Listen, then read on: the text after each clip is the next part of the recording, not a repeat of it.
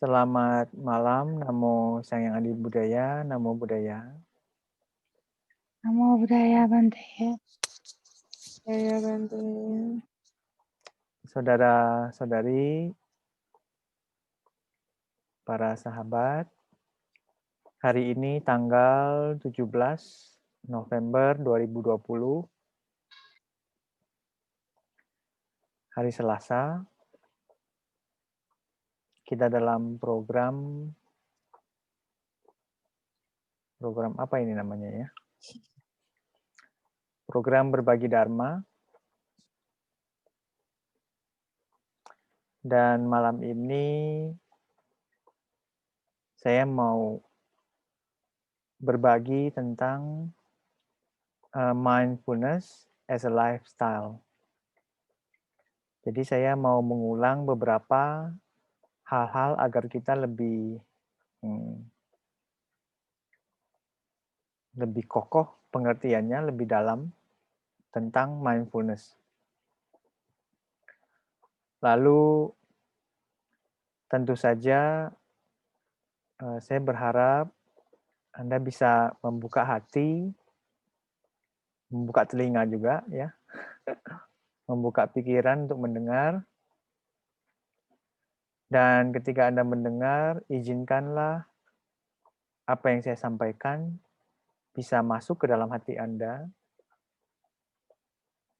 dan kurangi percakapan-percakapan yang ada di kepala ya, dikurangi. Kalau kepala Anda banyak bercakap-cakap, ya, sibuk bercerita, nanti Anda tidak bisa mengerti apa yang saya sampaikan. Jadi usahakanlah ya. Dan saya juga akan mencoba sebaik-baiknya menyampaikan dengan bahasa yang mudah dimengerti. Malam ini saya sudah siapkan beberapa slide untuk membantu saya menjelaskan ya. Jadi ya Anda bisa lihat ya.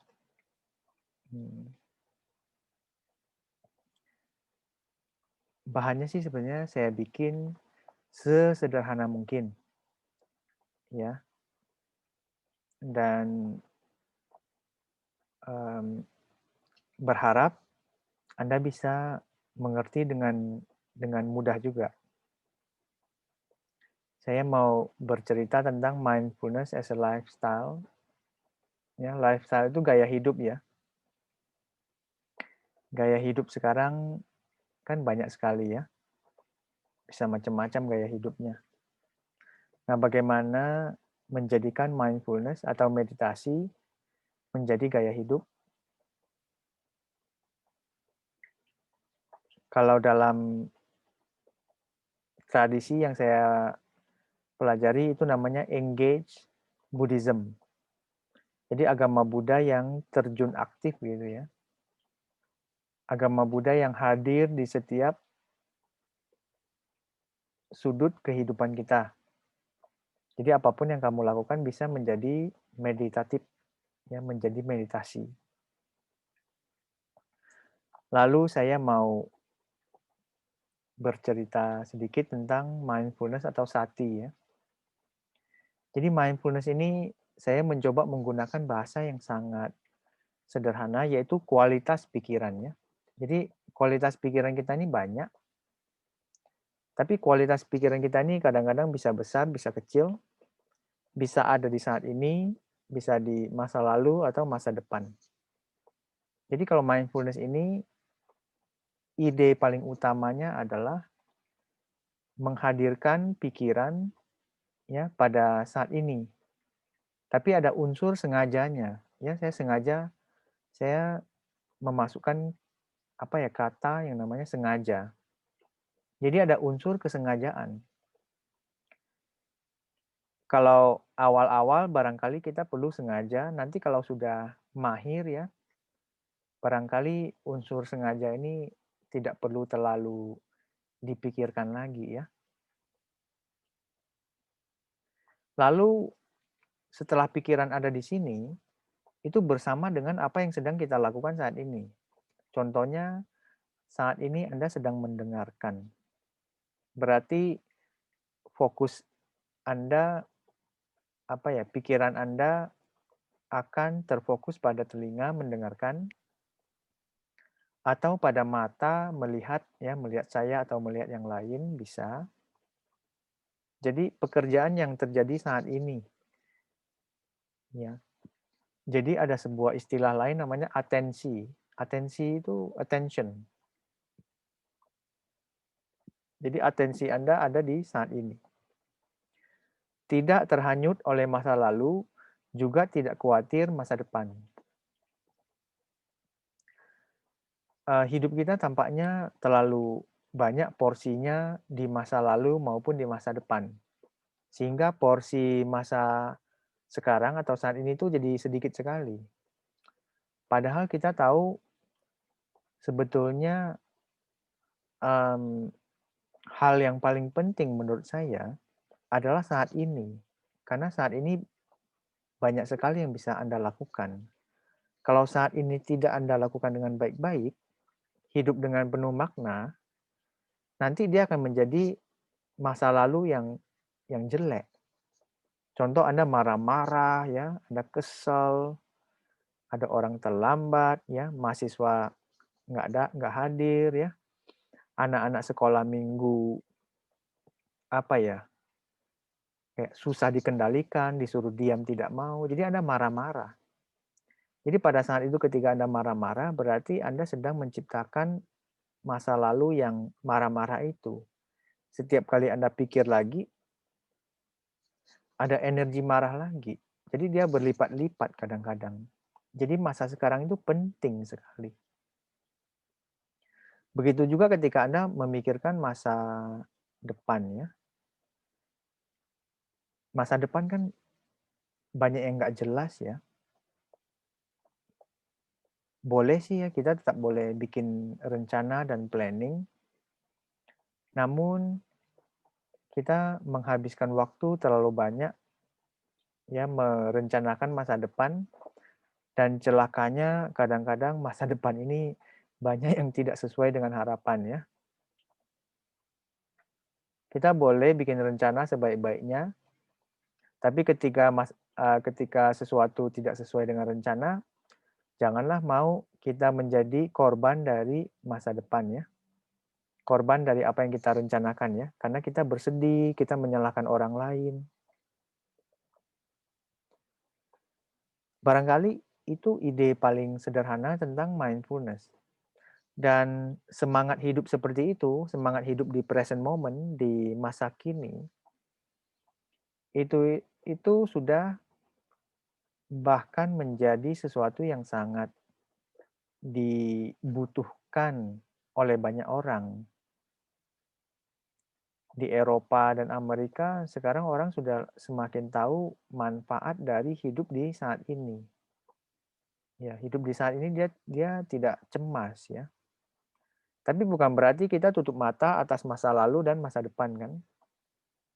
Kita tahu ada masa lalu, ada masa depan.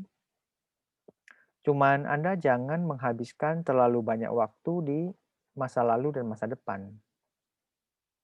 Itu kan nasihat Buddha ya. Lalu yang masa lalu yang kita ingat juga sering yang kurang bagus. Peristiwa-peristiwa yang jelek. Tapi kita dengan dalil ya, dengan alasan, oh Bante, saya kan bisa mendapatkan pelajaran dari masa lalu. Iya, dapat pelajaran, tapi nggak usah diulang-ulang terus. Karena banyak juga yang jelek-jelek ya di masa lalu ya. Kita ulang terus ya. Kalau orang bilang sudah basi itu ya. Sudah basi, Anda korek-korek terus. Bukannya dapat obat, malah dapat racun. Ya kali ya. Makanan basi kamu korek-korek terus, kamu makan lagi. Ujung-ujungnya ya dapat racun. Jadi masa lalu yang sudah lewat, Anda korek-korek terus.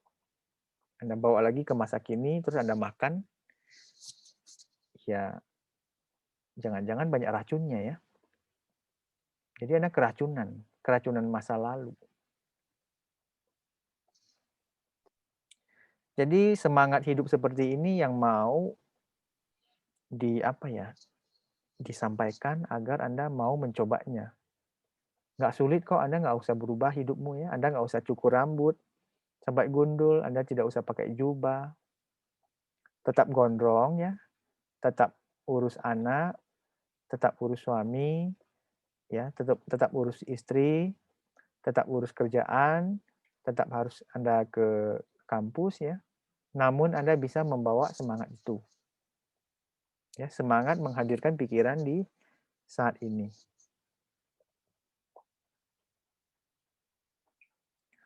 Lalu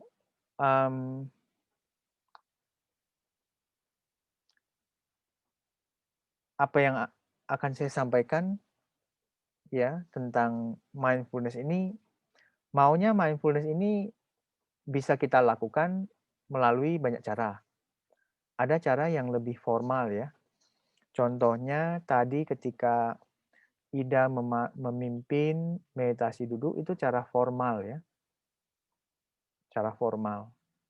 Karena dia bilang duduk dengan santai, tangan diletakkan di bagaimana ya, mata dipejamkan, ya, punggung tegap. Itu kan formalitas ya, formal. Bisa, bagus. Ini menurut saya perlu dilakukan secara berulang-ulang.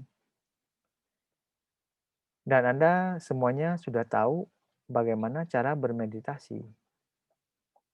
Ya, minimal punya dasarnya lah ya. Jangan bilang tidak tahu ya. Anda sudah pernah ikut retreat, sudah pernah ikut DO mindfulness, ya. Jangan-jangan setelah retreat, setelah DO mindfulness Anda sudah lupa semuanya ya. Karena saking hektiknya kehidupan, kerjaan, kantor, semua yang diajarkan nggak ada satupun yang nempel gitu. Semuanya dikembalikan kepada kepada Buddha ya. Buddha, saya kembalikan semua ilmunya. Jadi kamu bawa kekosongan pulang ya. Sunyata yang Anda bawa pulang ya. Karena tidak bawa apapun pulang. Jadi saya rasa formalitas untuk meditasi duduk perlu dilakukan. Dan saya, maaf ya, bukan negative thinking ya. Saya kurang yakin kalau Anda meluangkan waktu setiap hari mungkin 10 menit atau 15 menit untuk duduk dengan hening, mengamati napas, ya, sesuai dengan panduan yang diberikan Ida tadi ya. Tidak tahu saya ya. Kalau Anda punya waktu untuk itu, saya rasa bagus ya. Karena kemajuan itu datang dari berlatih secara rutin. Ya, nggak bisa Anda berharap ada perubahan kalau Anda tidak melaksanakan, juga jarang melaksanakan. Bagaimana gigi Anda bisa sehat kalau Anda malas gosok gigi? Bagaimana batin, pikiran, perasaan Anda bisa lebih nyaman, lebih bahagia kalau Anda tidak mau melatihnya? Kira-kira begitu ya, walaupun gosok gigi itu paling cuma 2 atau 3 menit ya. Mungkin hari ini Anda gosok gigi, oh tidak terasa ya gigi saya sehat ya. Tapi gigi Anda sehat itu berkat akumulasi. Akumulasi berhari-hari, berminggu-minggu, berbulan-bulan, Anda menggosok gigi.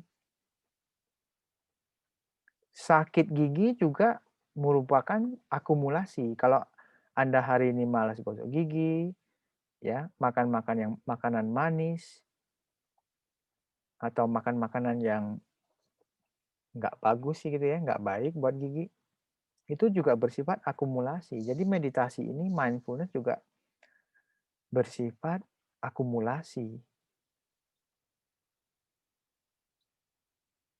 Jadi kalau Anda belum punya waktu Anda secara khusus untuk melakukan meditasi, ya contohnya meditasi duduk, sebaiknya Anda cepat-cepat lakukan, jangan tunggu Sampai besok. Iya. Nah, Anda beruntung karena saya mau kasih tahu Anda cara-cara yang orang bilang menyelam bisa sambil masuk air apa, bukan masuk air ya, minum minum air ya. Menyelam sambil minum air, jadi Anda dapat manfaatnya ya. Benar ya, istilahnya menyelam sambil minum air ya. Saya rasa sih begitu ya. Jangan sampai Anda menyelam terus Anda kehausan. Jangan sampai Anda masih sehat, lalu Anda tidak mau meluangkan waktu untuk meditasi. Jangan mentang-mentang gigi Anda masih belum sakit ya, Anda tidak mau gosok gigi. Benar nggak? Walaupun gigi Anda mungkin saat ini tidak terjadi sakit ya, barangkali gigi Anda tidak sakit saat ini, tapi Anda jika Anda membiarkan ya, "Oh gigi saya sehat kok, saya tidak perlu gosok gigi ya." Cobalah seminggu, 2 minggu, sebulan, 2 bulan ya jadi masalah semua nanti. Ya, jadi idenya seperti itu. Lalu saya tadi sempat menulis-nulis ya beberapa poin yang ingin saya sampaikan. Anda itu minimal perlu latihan formal ya. Pendekatan meditasi bagaimana? Pertama Anda harus berkenalan dulu dengan meditasi. Kalau teori Anda jangan-jangan lebih bagus lah daripada saya ya. Oh meditasi itu apa? Ini begini, begini, begitu ya. Dan Anda pernah mendapatkan informasi ya. Tapi cuman sayangnya informasi tentang meditasi ini kadang-kadang terlalu banyak. Sampai Anda bingung mau bagaimana cobanya ya.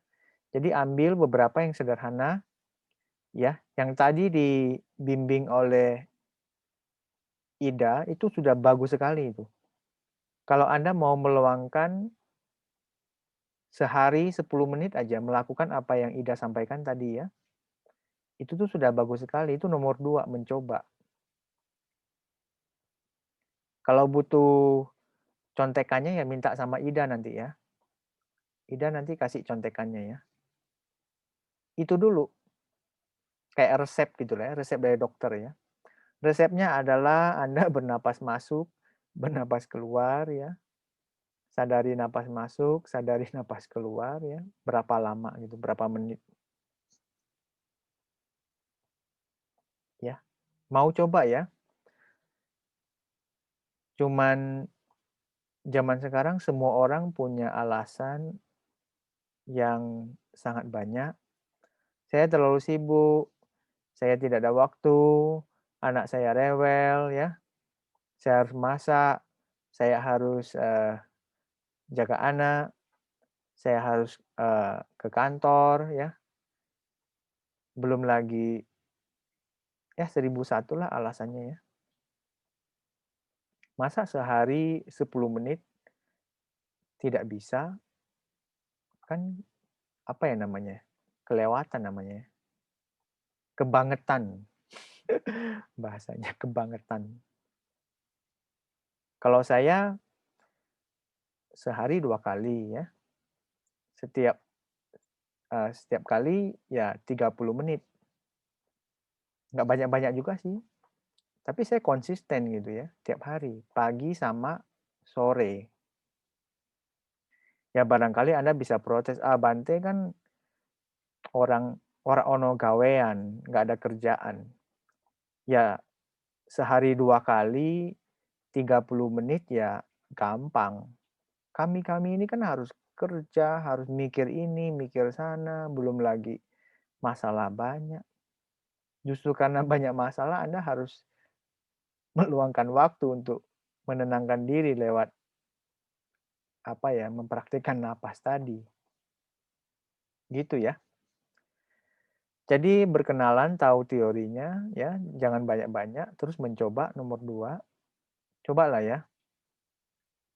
Masa 10 menit atau 15 menit nggak ada waktu? Terus nomor 3 adalah konsisten, ya konsisten, eee, durasinya singkat saja, jangan lama-lama ya. Nah itu aja duluan ya. Cuman kalau nomor 3 konsisten ini banyak yang gagal ya. Nggak apa-apa sih menurut saya. Kalau seminggu ada 7 hari, Anda berhasil 6 hari aja konsisten itu udah bagus, ya. Atau seminggu 7 hari Anda berhasil 5 hari aja, itu juga sudah bagus. Atau seminggu 7 hari Anda berhasil 4 hari aja, itu juga sudah bagus.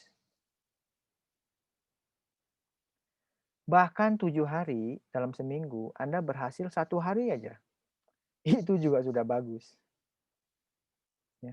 Kalau 0 hari gimana? Ya bagus juga.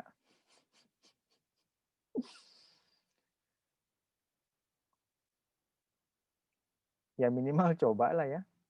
Kalau misalnya tidak bisa 100% ya 7 hari ya nggak apa-apa sih menurut saya ya. Anda jangan menyalahkan diri sendiri.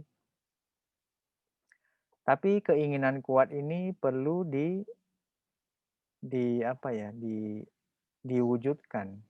Jangan cuman sampai di mulut saja. Ya, dan nomor 4 itu pasti ada permasalahan.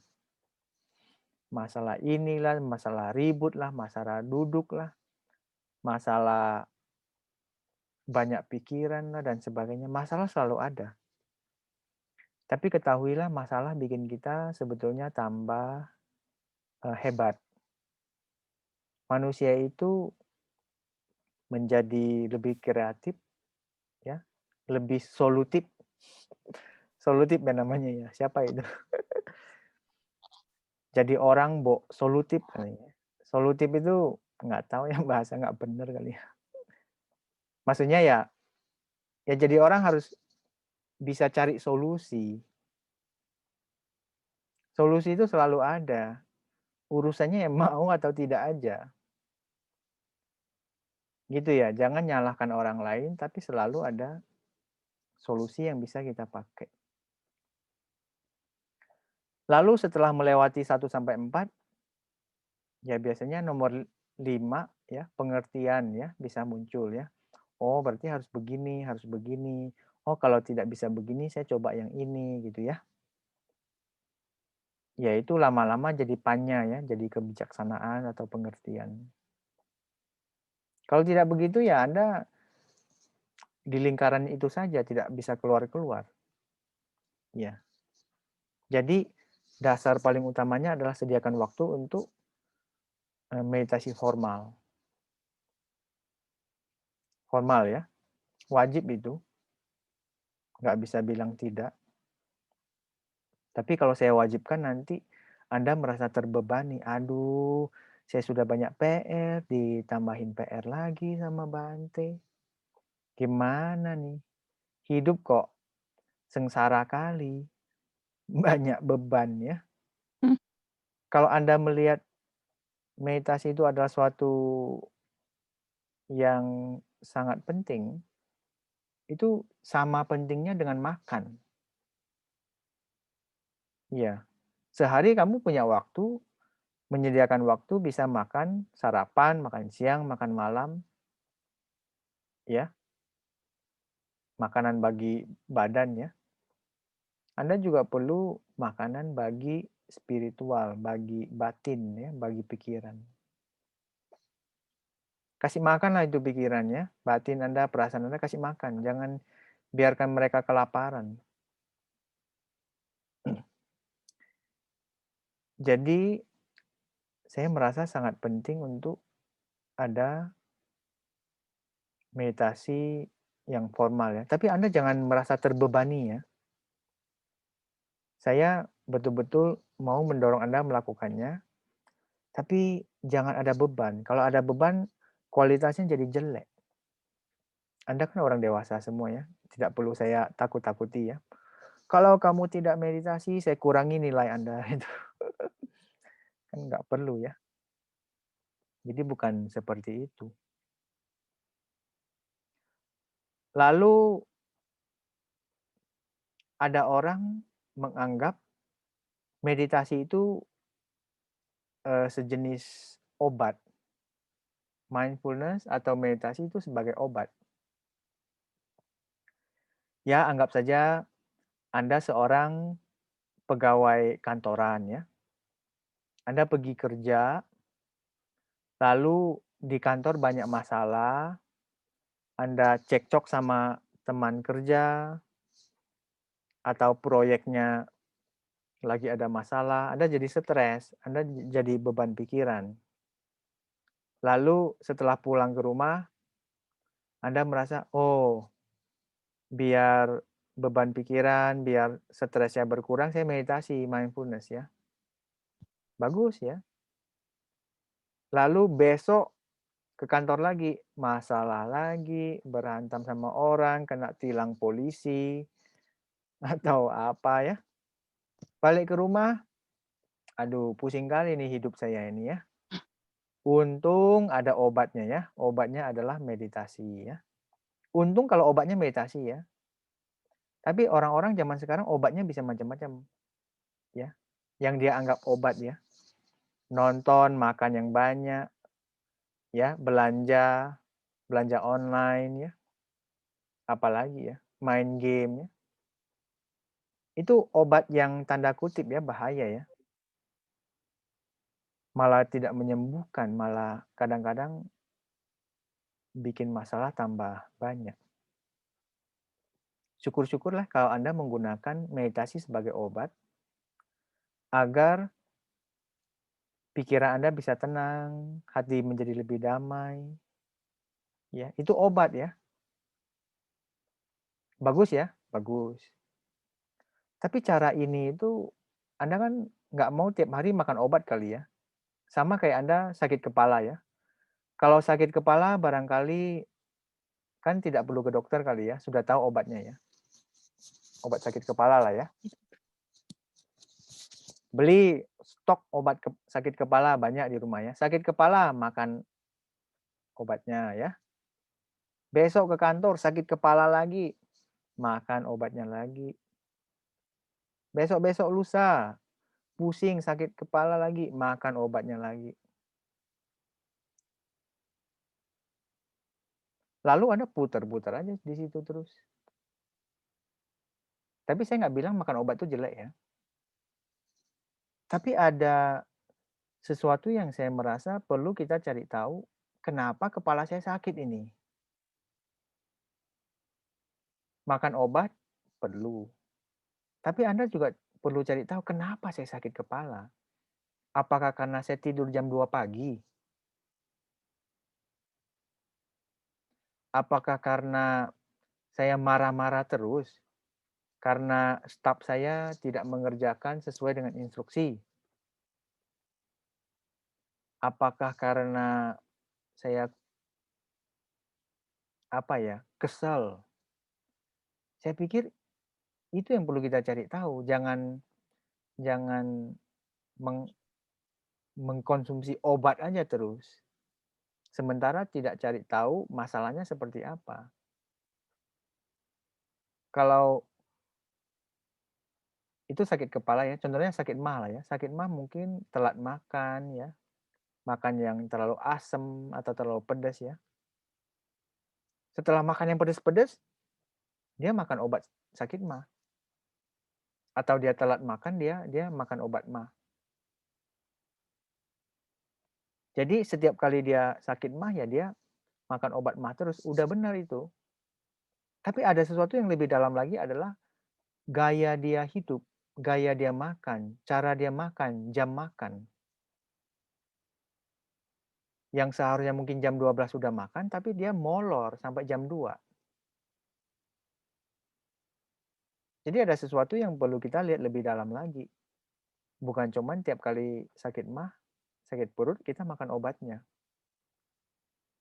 Iya, barangkali setiap hari kita betul-betul harus jam 12 ya makan, jangan ditunda-tunda. Itu namanya merubah gaya hidup kita, mengidentifikasi lalu merubah.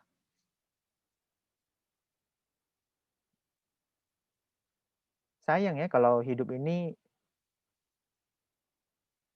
menjadikan makan obat sebagai makananmu, yang seharusnya makanan yang tiap hari kita makan, nasi kek, sayur kek, tempe, tahu, itu yang seharusnya menjadi obat. Makan pada waktunya, makan lebih sehat, itu yang menjadi obat. Jangan sebaliknya, makan obat sebagai makanan. Kesian ya. Jadi meditasi juga seperti itu ya. Kira-kira demikian. Lalu yang mau saya cerita lebih banyak sebetulnya malam ini adalah menjadikan mindfulness sebagai gaya hidup lifestyle. Ya. Kalau misalnya meditasi atau mindfulness sudah menjadi obat bagi Anda, saya pikir sudah sedikit lebih bagus karena minimal Anda menjadikan meditasi sebagai solusinya. Anda tidak hedon, Anda tidak pergi belanja banyak-banyak, Anda tidak pergi nonton banyak-banyak. Tapi caranya sudah sedikit lebih bagus. Namun perlu upgrade. Anda perlu seperti yang saya bilang tadi, menyelam sambil minum. Tidak hanya pas duduk meditasi saja Anda bisa mengembangkan kekuatan kesadaran, kedamaian, dan ketenangan. Ya, tapi pas makan siang, Anda bisa menerapkan kedamaian dan ketenangan, pikiran hadir di sini bersama makanan dan kunyah lebih banyak. Oh, Anda juga harus makan kan tiap hari kan? Kenapa nggak luangkan 5 menit atau 10 menit untuk menjadikan makan itu betul-betul makan saja, tidak lihat handphone, tidak lihat YouTube, tidak lihat TV, tidak sambil bertelepon, tapi makan sekedar menikmati makan. Kalau Anda protes ya udah 5 menit aja coba. 5 menit makan dengan hening, kunyah lebih banyak gitu kan. Kalau bisa 10 menit lebih bagus. Ya. Kenapa Anda tidak meluangkan waktu ketika Anda berjalan dari satu tempat ke tempat lain? Anda betul-betul memperhatikan langkah kaki Anda. Hadir di sini dan saat ini saya berjalan, ya. Oke, saya sekarang mau berjalan dari ruang tamu ke toilet. Saya lakukan dengan penuh kesadaran pelan-pelan. Ya, tapi natural lah ya, natural, jangan sampai apa ya, jangan sampai pura-pura kayak robot gitu kan. Ya jangan. Kenapa Anda tidak meluangkan waktu ketika mencuci piring? Anda betul-betul merasakan airnya, merasakan sponsnya, membau sabun cucinya ya. Ketika Anda menyalakan keran air, dalam hati bilang, saya menyalakan keran air, saya tahu rasanya air dingin. Jadi ketika Anda cuci piring itu Anda bersama cuci piring. Bukan, saya mau cepat-cepat cucilah, terus cucinya nggak bersih. Karena apa? Ada film yang bagus udah mau tayang sebentar lagi. Oh, saya ada kerjaan lain, jadi saya kerjakan cepat-cepat. Jadi kalau Anda bisa meluangkan lebih banyak waktu seperti itu, saya merasa bisa lebih bagus untuk menaikkan kualitas kehidupan Anda. Ketenangan, kedamaian, kualitas pikiran, kehadiran Anda dengan kerjaan. Lalu kerjaannya juga bisa lebih bersih, ya, mencucinya juga bisa lebih bersih. Jadi itu namanya gaya hidup. Anda tidak perlu merubah hidup Anda, tapi hanya meletakkan perhatian bahwa saya hadir di sini, saya tahu apa yang saya lakukan dengan sepenuh hati,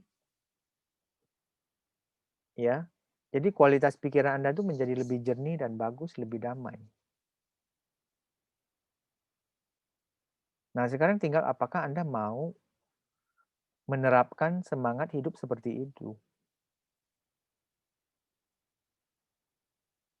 Menyetrika ya, masak, cuci piring, menyapu ya. Itu urusan yang sangat sederhana. Kalau Anda bisa komitmen melakukan seperti itu, saya pikir juga bisa lebih bagus ya. Atau Anda ketika mengajar ya, saya tahu saya sedang mengajar ya, saya tahu anak-anak sedang ribut ya, tenangkan diri sebentar ya, baru lanjut lagi. Atau Anda mengetik di komputer juga bisa. Ya, Anda menyetir dari waktu ke waktu bilang, saya sadar saya sedang menyetir kendaraan, saya sedang di lampu merah, tidak perlu kesal. Nah, itu yang namanya menjadikan lifestyle, gaya hidup. Jadi Anda tidak merubah hidup Anda sama sekali, tapi setiap Anda bisa, setiap kali Anda ingat, setiap kali Anda mau, Anda bisa melakukannya dengan penuh perhatian. Itu saja sudah bagus. Kualitas apa yang Anda lakukan menjadi lebih bagus. Gitu ya. Saya juga mencoba menerapkannya. Tidak selalu berhasil. Ada waktu saya juga tergesa-gesa. Buk, cepat-cepat. Ya, jalan contohnya ya. Tapi banyak waktu saya meluangkan waktu untuk berjalan dengan penuh kesadaran. Saya tahu saya melangkah, saya tahu saya mau kemana. Ya, saya begitu terjaga dan tenang ketika berjalan. Saya menikmati jalan. Itu sudah bisa termasuk meditasi jalan. Ya. Jadi sekarang saya serahkan kepada Anda, apakah benar-benar mau melakukannya atau tidak. Banyak loh ya, semua kegiatan Anda. Makan, minum, menyapu, mengepel, cuci baju. Cuci baju susah kali ya, sekarang pakai mesin cuci ya. Masak, mencuci piring, apalagi berjalan, duduk, berbicara, mengerjakan PR, menyetrika. Apa saja bisa, semuanya bisa. Cuci toilet juga bisa. Gosok gigi juga bisa. Saya gosok gigi sehari 3 kali. Sehari 3 kali. Setiap kali gosok itu saya bisa menghabiskan waktu sekitar 5 menit. Jadi 5 menit kali 3 berarti 15 menit. Lumayan ya. Jadi 15 menit itu adalah kualitas pikiran saya lagi tenang dan damai. Ya. Jadi saya menciptakan masa lalu yang indah lewat gosok gigi. Hari ini saya juga 3 kali gosok gigi. Pagi sekali, siang sekali, malam sekali, 3 kali. Sambil gosok gigi, sambil meditasi. Saya ketika gosok saya rasakan ya, bagaimana gigi saya sakit ya. Pakai ini kan, gosoknya harus pelan-pelan. Rasakan ya, sentuhan sikat gigi dengan gigi ya. Mau ke kiri dulu atau ke kanan dulu? Ya Anda boleh pilih. Mau berapa kali? Saya biasanya 20 kali ya. 1, 2, saya hitung sampai 20. 2, 3, 4, 5, 6, 20 kali. Habis 20 kali saya geser. 1, 2, 3. Saya ada jam pasirnya. Dokternya ada kasih jam pasir. Jadi gosok gigi itu minimal 2 menit. Kalau Anda ya itu nggak tahu berapa menit itu. 30 detik kali ya. Bersih nggak bersih ya gimana nanti yang penting sikat gigi gitu kan. Ya, 2 menit. Selesai, sikat lagi kedua kali. Karena ada satu sikat gigi buat behelnya. Lalu sikat gigi normal buat yang dalam. Jadi saya hitungnya 1 kali sikat gigi itu 2 kali. Sikat yang pakai yang sikat khusus, ya, sikat 1 kali lagi yang sikat normal. Jadi dihitung-hitung 1 hari 6 kali sikat gigi.